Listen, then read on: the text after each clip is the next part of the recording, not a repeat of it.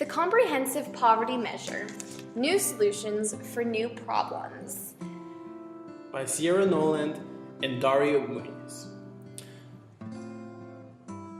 We have chosen to give our own definition of poverty and present a new measurement for poverty because the official poverty measure is outdated and seems to not be offering any real solutions to this issue. So, we define poverty as the lack of income and capabilities to live a basic quality of life.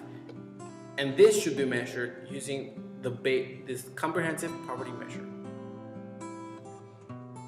So to explain this further, we're going to use the examples of Bill Gates and a monk. So, Bill Gates, as we know, has very adequate income, but hypothetically, he could have a lack of capabilities. Let's say everyone refuses him health care. By the definition that Dario and I have laid out, he is not poor because you need to have both a lack of income and capabilities. If we look at the monk here, he has a lack of income because he's living a life of little means, but he is completely capable of attaining an income, and there's nothing stopping him. So we don't consider this monk poor either, even though he's living at a lower quality of life. A person that we would consider poor is someone who lacks capabilities either due to low income or lacks income due to a lack in capabilities, and these often feed off of one another. The comprehensive poverty measure takes into account all possible advantages and disadvantages that a person may experience due to non-discretionary expenses, geographical location, and capabilities. Now, this sounds a little bit complicated right now, however, we will explain and elaborate as soon as possible. To calculate poverty using the CPM, we take into account two main factors: resources and thresholds. For resources, we take into account after-tax income, near cash benefits, assets, and subtract non-discretionary expenses. The other factor, being threshold, is set by the amount that a family or individual spends, the 33rd percentile that a family or individual spends in food, clothing, shelter, and utilities, multiplied by 1.2. This threshold may also vary due to geography. As we know, living in rural Mississippi is not the same as living in urban New York. Income inadequacy is different from income lowness in that it varies based on a person's individual expenses and basic needs. The non-discretionary expenses that Dario talked about in the previous slide under the resources category include medical out-of-pocket expenses, interest on debt, transportation to and from work, as well as childcare. These non-discretionary expenses include things that a person has no choice whether or not they have to spend their money on it. These things are absolutely necessary in order to either maintain a job, maintain one's health, or take care of a child. In 1992, Nussbaum and Sen defined capabilities as the alternative combinations of functionings that a person can achieve and from which he and she can choose one collection. We decided to break this down a little bit by saying that the capabilities are the potential choices and opportunities that are available to an individual. Dario and I highlighted some basic capabilities that we believe every human being has the right to.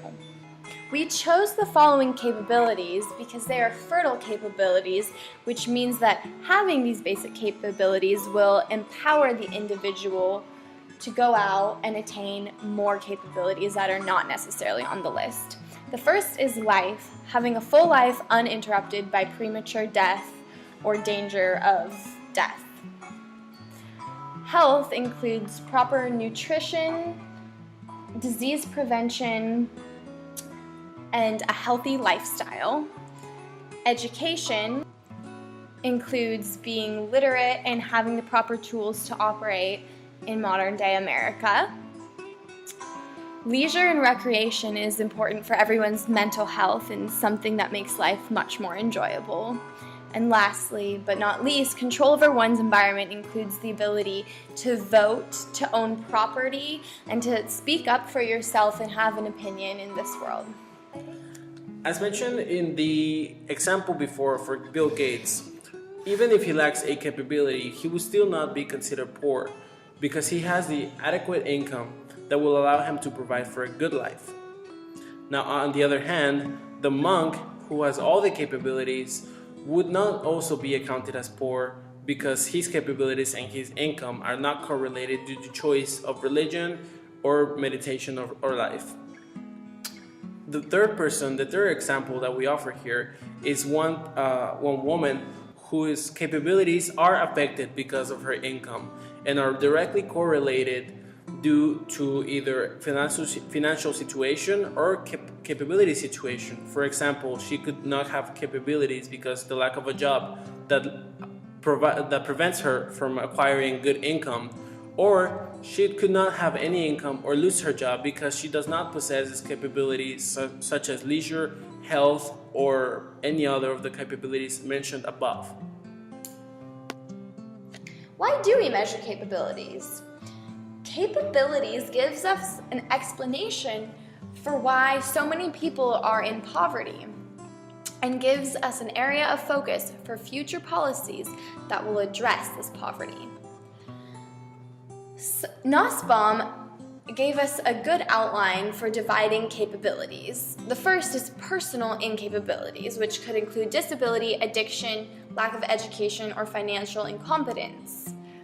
External circumstances are different because they come from the outside and affect the individual as opposed to coming from the inside and affecting their lives. So these external circumstances include the job market, public education, or the neighborhood that they live in. The correlation between income and capabilities is that the absence of one may and very often does negatively affect the other, as we saw in the previous example of the poor woman who could have either been lacking income due to capabilities or capabilities due to income. The goal of the comprehensive poverty measure is to provide the information necessary to determine who is poor and their economic status. Not only do we want to know who's above the poverty line or below the poverty line, we want to know how well they're doing or how bad they're doing. Capabilities will help determine how well off they are for this, regardless of this binary factor. Now, nothing in life is perfect, and our comprehensive poverty measure has its flaws. One recently mentioned is the binary factor, which means that people are either poor or not poor. However, as a strong counterexample for this is our measurement for capabilities, which will allow us to have plenty of information to have an idea of the depth in poverty, meaning that we will know how people are doing regardless of their income. Also, the approximate budget that it will take to measure the comprehensive poverty measure will be of around $7.5 million, which is similar to that of the supplemental poverty measurement. The lack of longitudinal statistics.